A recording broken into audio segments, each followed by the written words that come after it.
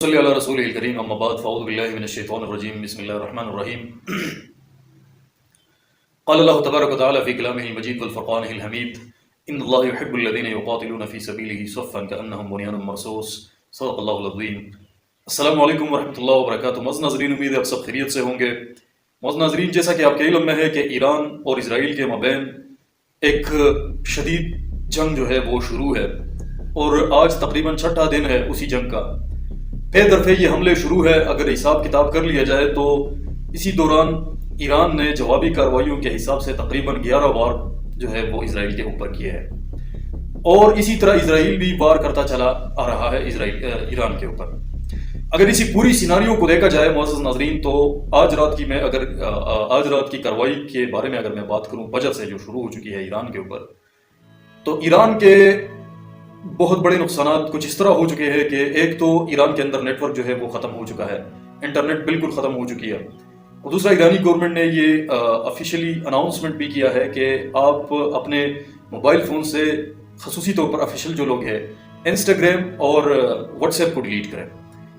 اور جہاں پہ بھی ہے آپ تو انٹرنیٹ کا استعمال بالکل نہ کریں، یا انٹرنیٹ کا استعمال کافی نیگلیجبل انداز میں کریں، مطلب بہت کم یا استعمال کریں یا بالکل استعمال نہ کریں انٹرنیٹ کا۔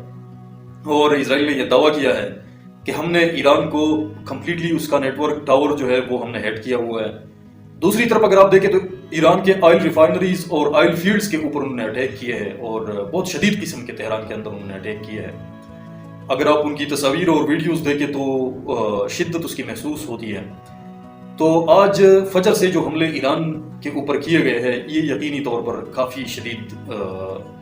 حملے تھے، اور اسی سلسلے میں اگر آپ دیکھیں تو ایران بھی کافی سمارٹلی جواب دے رہا ہے، لیکن دوسری طرف الکفر ملت واحدہ کا مصداق جو ہے وہ ہو رہا ہے۔ پورا کفر جو ہے وہ اکٹھا ہو کر ایران کے اگینسٹ جو ہے وہ لڑنے جا رہا ہے۔ ابھی تک فرانس جب باتیں کر رہا تھا کہ ہم ایران اور اسرائیل کے مابین کسی بھی سیز فائر کی ٹاکس میں میڈییٹ کرنے والے ہیں یا کر سکتے ہیں، یا جو بھی آفر ہو سیز فائر کا ہم اسی کو سپورٹ کریں گے، لیکن وہی فرانس جو اس نے بیان دیا تھا، ابھی انہوں نے اپنے طیارے جو ریفیولنگ کے طیارے ہیں، جو ریفیولنگ ٹینکس ہیں، وہ روانہ کر دیے ہے اسرائیل کی مدد کرنے کے لیے۔ اور بریٹین تو ظاہر سی بات ہے، یو کے نے اپنے بیڑے کے ساتھ ساتھ اپنے جنگی جہاز اور کافی سپورٹ جو ہے وہ شو کیا ہے، انکلوڈنگ میزائل سسٹم وغیرہ وغیرہ انہوں نے پیش کیے ہیں اسرائیل کو، اسرائیل کے سپورٹ میں، اور ان کو بھی کیری کر دیا گیا ہے۔ اور دوسرا سب سے بڑا جو کام ہوا ہے وہ یہ ہے کہ امریکہ نے آخر کار وہ کیا جو بالکل بھی کسی کو یہ تصور نہیں تھا کہ وہ یہ کام کرے گا، کیونکہ انہوں نے اپنے خصوصی طیارے جو کہ جن کا نام B-2 بمبار طیارے ہیں، جس سے GBU-57 جو بنکر بسٹر بم ہے، خصوصی طور پر جو بہت زیادہ گہرائی تک مار کرنے والے بنکر بسٹر میزائل ہے، وہ صرف امریکہ کے پاس ہے۔ ابھی تک اسرائیل جو تھا ان کو ریکویسٹ کر رہا تھا بار بار کہ وہ ہمیں پرووائڈ کرے اور اسی حملے میں آپ شامل ہو، تو ابھی تک امریکہ ادھر ادھر کی باتیں کر رہا تھا۔ میرے ناظرین، آج پاکستان کے ٹائم کے مطابق صبح تقریباً 3 بجے کو ان کا میٹنگ ختم ہو گیا ہے امریکہ کے اندر، اور اس کے بعد جو ان کا سٹیٹمنٹ نکلا ہے تو انہوں نے اس میں یہ واضح کر دیا گیا ہے، اور جو 40,000 ان کے ٹروپس مڈل ایسٹ میں موجود ہے امریکہ کے، ان کو بتایا گیا ہے کہ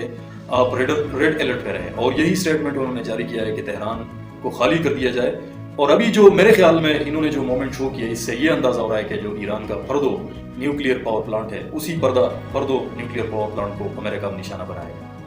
اگر آپ دیکھیں تو جارڈن ایک اسلامی ملک ہے، ان کی کچھ ویڈیوز جو ہے وہ منظر عام پر آ گئی ہے کہ انہوں نے اپنے ڈرونز کے ذریعے سے ایرانی میزائل کو ہٹ کرنے کی کوشش کی ہے، اور شاید 1-2-3 میزائل میرے خیال میں انہوں نے ہٹ بھی کیا ہے۔ تو ایسا کسی وقت کے لیے ایسا بھی محسوس ہوتا ہے کہ یہ جارڈن کا جو پریزیڈنٹ ہے، یہ اب کیا الفاظ ان کے لیے استعمال کیے جا سکے، کیونکہ ان کی ہائپوکریسی کا اگر آپ اندازہ لگائے تو یہ یونائٹڈ نیشن کی سٹیج کے اوپر، ورلڈ سٹیج کے اوپر یہ کھڑے ہو کر کچھ اور بیانات دے دیتے ہیں، اور اپنے ملک کے اوپر جب آ جائے تو کچھ اور ان کا انداز ہوتا ہے، اور کس طریقے سے وہ ایران کی میزائلوں کو اور ایران کی اکوپمنٹ کو ہٹ کرنا چاہتے ہیں اور کر رہے ہیں، ایگزیکٹلی اسی طرح جس طرح اسرائیل خود کر رہے ہیں، اور ایگزیکٹلی اسی طرح جس طرح ان کے الائز فرانس ہو گیا، برٹش ہو گیا وغیرہ، یہ ملک جو ہے جس طرح ان کے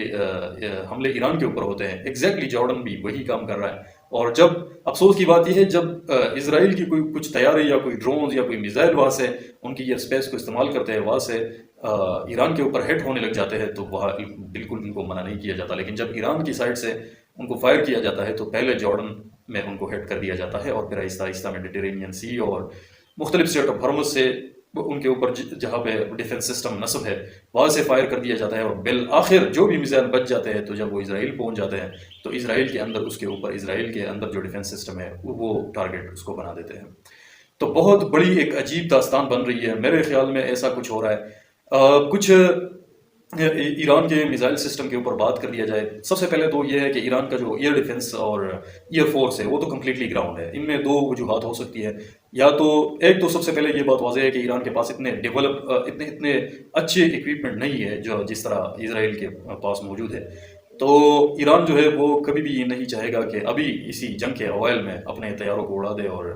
مورال بوسٹنگ کے لیے وہ خطرہ بھی ہو سکتے ہیں اگر وہ گرتے ہیں۔ تو یہ کچھ مسائل ہو رہے ہیں۔ اگر آپ دیکھیں تو سینٹ کام کے کمانڈر نے آج سے تقریباً 3 سال پہلے ایران کے میزائل سسٹم کے اوپر بات کی، تو انہوں نے کہا کہ ایران کے پاس جو میڈیم سے لانگ رینج میزائل موجود ہے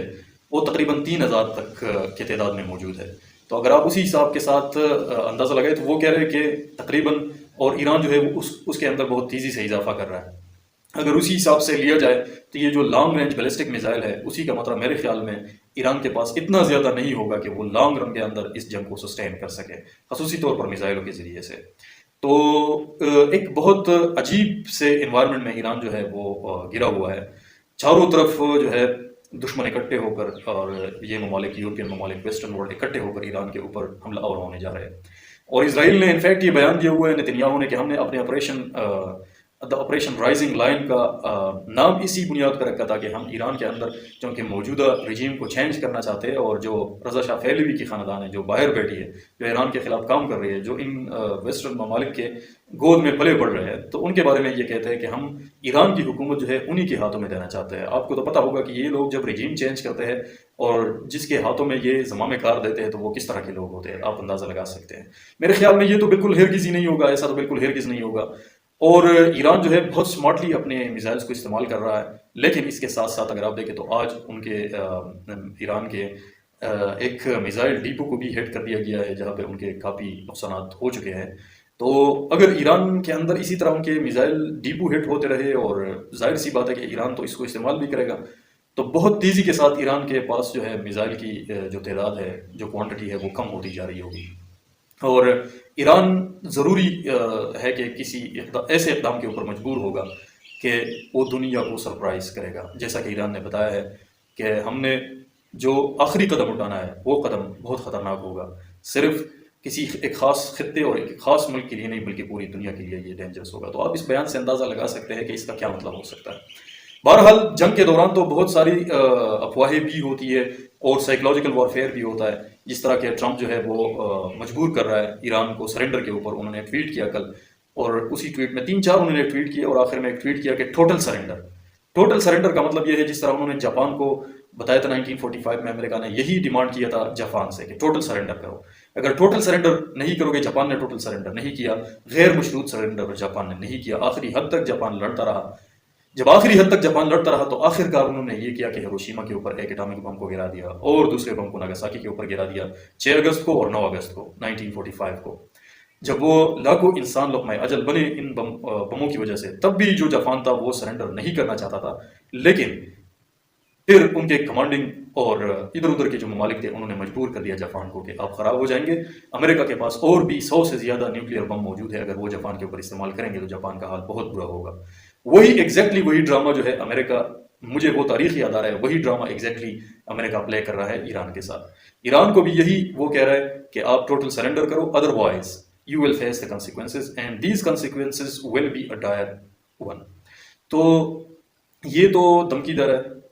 امریکہ۔ اگر حقیقت میں اس GBU-57 اگر آپ اسی بم کو دیکھیں نا تو وہ اتنا خطرناک بم ہے کہ نیوکلیئر بم کے بعد سب سے زیادہ جو تباہی کرنے والا بم ہے، اور خصوصی طور پر نیوکلیئر ہتھیار کو ہٹ کرنے کے لیے یہ بنایا گیا ہے۔ اور یہ خصوصی طیاروں جیسے کہ B-2 بمبارڈ طیارے جو دونوں صرف امریکہ کے پاس، یہ بم بھی صرف امریکہ کے پاس ہے اور یہ بمبارڈ طیارے بھی صرف امریکہ کے پاس ہے، تو انہی سے ہی فائر ہو سکتا ہے، کیونکہ وہ طیارے جو ہے وہ بہت بلندی پر پرواز کرتے ہیں، اور یہ کافی وزنی بم ہوتا ہے، تقریباً 12,000 سے 14,000 کلو گرام اس کا وزن ہوتا ہے۔ تو یہ بم اگر صرف آپ دیکھیں تو یہ صرف انہی طیاروں کے ذریعے سے ان کو لے جایا جا سکتا ہے، اور انہی سے ہی پن پوائنٹ فائر کر دیا جا سکتا ہے، اور انہی طیاروں میں بھی صرف 2 بم جو ہے وہ طیارے بھی صرف 2 بم ہی لے جا سکتے ہیں۔ تو ابھی تک ایک اور اگر جنگ کے حوالے سے بات کی جائے تو ایران اگر سنگل ہینڈڈلی اگر آپ دیکھیں تو ایران جو ہے وہ اسرائیل کے اوپر بھاری ہے، لیکن اسرائیل کے پاس بہت سارے ممالک کا امداد ہے، تقریباً 14-15 ممالک اس کا ڈیفینس کر رہے ہیں، اسی طرح ان کو کمپلیٹلی مطلب دن بدن اس کو میزائل اور اکوپمنٹ جو ہے وہ نئے نئے اکوپمنٹ جو ہے وہ ان کو پرووائڈ کیے جا رہے ہیں یہ لوگ۔ تو یہ جنگ ایران اکیلے لڑ رہا ہے اپنی طرف سے، ایران کے ساتھ کوئی بھی اس جنگ میں ملیٹریلی شریک نہیں ہے، اور اسرائیل جو ہے اسرائیل کے پاس بہت سارے ممالک ہیں وہ اس جنگ کو لڑ رہے ہیں، اور مجھے ایسا لگ رہا ہے کہ اگر یہ جنگ پرولانگ ہوتا ہے تو ایران کے پاس 2 آپشن بچتے ہیں، ان میں سے ایک آپشن یہ ہے کہ یا ایران انہی شرائط کے اوپر سرنڈر کرے گا جو امریکہ چاہے گا اور جو اسرائیل چاہے گا، اور یا ایران اپنی آخری حد تک لڑے گا، جس میں ایران کا کافی نقصان ہوگا اگر یہ جنگ پرولانگ ہوتا رہے۔ لیکن ایران اس جنگ کو آگے لے جا سکتا ہے، پرولانگ اس جنگ کو، اس لڑائی کو لڑ سکتا ہے اگر یہ صرف اسرائیل کے ساتھ یہ لڑائی لڑی جائے تو۔ لیکن اگر یہ دوسرے ممالک ان کے ساتھ شامل حال ہو اور پھر وہ ایران کے اوپر اس طرح جارحیت کرتا رہے تو ایران کے لیے یہ کافی مشکل ہوگا اگر ایران اسی طرح سنگل ہینڈڈلی اس جنگ کو لڑتا رہے۔ تو مجھے تو ایسا خیال ہو رہا ہے کہ ایران کا اس جنگ میں کافی نقصان ہوگا، لیکن ایران جو ہے جس طرح ایران کی تاریخ رہی ہے، ایران کبھی بھی سرنڈر نہیں کرے گا، اور اگر سرنڈر کرے گا بھی تو میرے خیال میں اس طرح نہیں کرے گا جس طرح ٹوٹل سرنڈر ہوگا۔ کسی نہ کسی طریقے سے ایران کے پاس بھی کچھ انہوں نے کچھ سرپرائز ضرور رکھے ہوں گے، کیونکہ یہ ماڈرن وارفیئر ہے اور ایران نے دیکھا کہ کس طریقے سے یہ لوگ ان لوگوں کے ساتھ مقابلہ ہے جو دنیا کے بڑے اکنامک اور ملٹری سپر پاورز ہیں۔ آپ امریکہ کو دیکھیں، دنیا میں سب سے زیادہ جو ملٹری اکوپمنٹ ہے وہ امریکہ کے پاس ہے، پھر فرانس بناتا ہے اس کو، اور یہ سارے ممالک، برٹین، یہ سارے ممالک جو ہے وہ اسرائیل کے پیچھے کھڑے ہوئے ہیں۔ تو ایران نے ضرور اپنے بچاؤ کے لیے کچھ نہ کچھ اسٹریٹجی، جو میرے اندازے میں کچھ نہ کچھ اپنے بچاؤ کے لیے ضرور کیا ہوگا، کیونکہ اس طرح کے ممالک کے ساتھ آپ کی لڑائی ہو تو پھر آپ اندھا دھند اقدامات نہیں اٹھا سکتے۔ Thank you so much for watching this video. اللہ حافظ۔